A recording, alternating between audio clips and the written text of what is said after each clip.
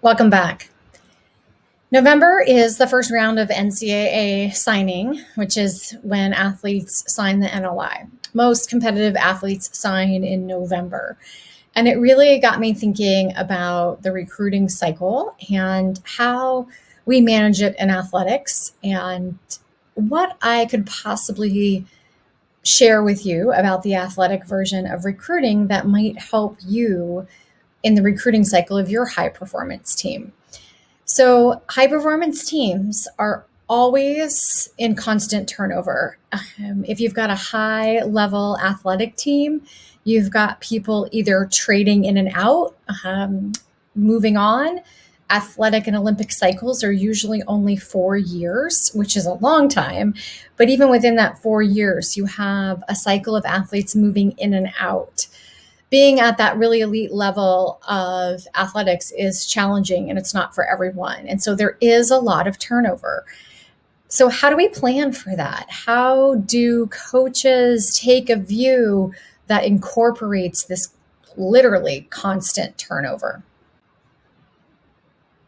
So, in any one cycle, we are expecting a 25% turnover rate, which a quarter of your organization or team in one, 12-month cycle is pretty huge. So, for us, we always have to be thinking about the steps that are coming next. We can never be in a reactive mode when it comes to recruiting. We always have to be forward thinking, and we always have to really be planning for transition, turnover, and this cycle, because literally every year it's 25% of the team. Some years it can be upwards of 30, depending on recruiting numbers that specific year. So the very first thing that we have to do is we have to start with a really balanced recruiting plan. Now, from the last few weeks ago, we did parts of a high performing team, and we talked about how a small percent are going to be your gold medal winners, your really top end talent, and then your A-listers, your B-listers, and your facilitators. So we still have to keep that part in mind. So every year when we're turning over talent, we're turning over 3 to 4 people that are gold medal standard. So how do we anticipate? How do we develop for that? So part of the awareness of developing a balanced recruiting plan is understanding this concept that we really will lose 25% of our team. And I'm not sure exactly how that relates to you in the corporate world, but I know that you're going to have some turnover in your startups. And so the very first thing is anticipating the turnover that you might have. For us, it's a little bit more straightforward because every recruiting class goes through a 4-year cycle. So we know exactly what we're losing.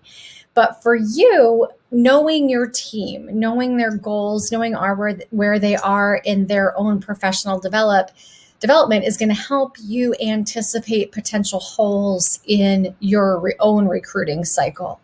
We know that we're going to lose 3 to 4 gold medal performers from most of our graduating classes. A lot of times we'll have athletes start in the beginning of the cycle and they won't be gold medal standard. They'll be A-listers, but they'll move up to gold medal standard. So we are constantly in this developmental cycle of how are we scaffolding, how are we creating that and supporting that level of talent below the gold medal standard. So as we lose 4 gold medal standards, we have people in the wings ready to step up.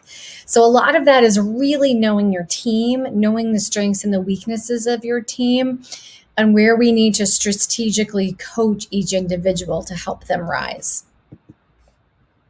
And each new team is a new cycle. Every time we get 25% of the team brand new in the fall, it totally changes the dynamic. And as a leadership staff, we have to take a step back and really assess every 12 months where our strengths and our weaknesses are and how we're going to adapt and change our coaching style, our leadership style to match and meet the level of the team where they're at.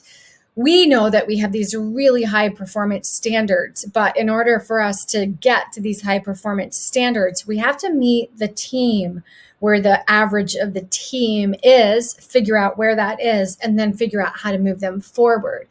Every year it's a little bit different. It really depends on the makeup of the team, how much coaching they're going to need, how much individual coaching they're going to need, how much group work, how much technical training they're going to need. It really changes every cycle.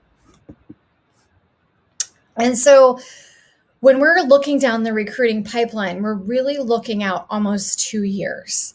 So we've got a 2 to 3 year recruiting cycle before the start of each new team.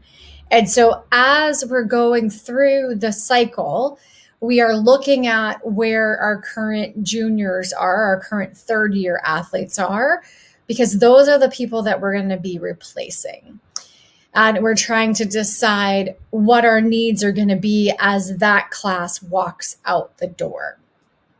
And so we have a lot of whiteboarding, a lot of strategy that goes into it. We're taking a look at, our demographics or our key indicators, our height and weight and size, because those are our predictors of power.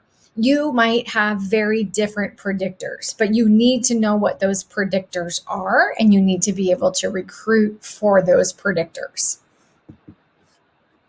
And so by knowing what the predictors are, it should also help you take a look honestly at what your current areas of weakness are, so that as you're recruiting out this 2-year cycle, anticipating this change, or for you, maybe it's a 1-year cycle because it does, or 6 months because it takes a while to get through the hiring for you. You really do want to know what your areas of weakness are. You also want to know what your areas of strength are, because yes, you do want some gold medal winners, but you can't have all gold medalists. You do need some A-listers, some B-listers, and some facilitators. So as you're making your 1-year plan or your 2-year plan for recruiting, you want to make sure that it's really balanced and really set up well. And how do we actually ensure stability? How do we ensure that what we're recruiting is going to match what we already have? Like I said previously, every new generation of a team is going to be completely different from the last one. They're going to have different strengths and different weaknesses. And that's probably one of the trickiest things of being a leader, is that it can't be cookie cutter from team to team. Every new cycle, you're going to have a new skill set. You're going to have a new high end and a new low end, and it's going to be different than the last cycle. So you are kind of got to constantly be changing how you're managing each of these new cyclical groups. And some of the things that we really rely on heavily in athletics is a strong cultural vision.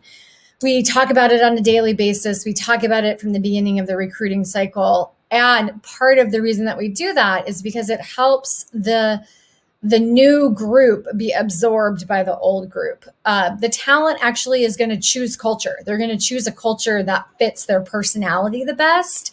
And so then that's going to, help them transition into the team better. So if we're really straightforward and really direct and sincere about what our cultural vision is, a gold medal standard out there that aligns with us is probably going to choose us. And so that's going to be the first part of the transition piece that's going to go a lot easier for us. Secondly, that cultural message has been given from the very beginning. So the expectation, they know exactly what they're getting coming in the door, also helps with transition. And for you really want to define your cultural messaging in your job description. You want the individuals that are attracted to that sort of cultural language to step forward first. You really might be able to catch a few people that you wouldn't have been able to catch if you don't actually add that language into your job description. So whatever it is that your cultural vision is, just make sure it's really included in the job description. That's what we do when we recruit. We make sure that the message, the Yale message, is actually embedded in all of the recruiting material, so that we're initially attracting top end people that really match our message, and ones that don't sort of fall off pretty quickly and kind of saves everyone a little bit of time. So you, the leader, you have got to verbally carry that message. That also means that your captains and your upperclassmen, or your seniority, your people with longevity within the organization, also really need to support that message and need to support the incomers. And this is how we keep this high turnover rate without disruptance of productivity, because everyone's wrapped around the new incoming people. However, the group that's wrapped around them are the people that have been there the longest and are the most bought into the message, that really understand the message. And then, we'll go a step further and actually create a mentorship program for incomers with the longevity people, with the captains, so to speak, of the athletic program, so that all of the incomers are getting consistency in the message and are also getting from the ones that have been there the longest how that message intertwines and how it works in all levels of the program. And lastly, I think when you're expecting a 25% turnover every year, then you're not surprised by the turnover when it happens. And I feel like that's what catches a lot of people off guard, is they're not expecting turnover. Whereas in the athletic world, we have a high level of turnover and it's very consistent.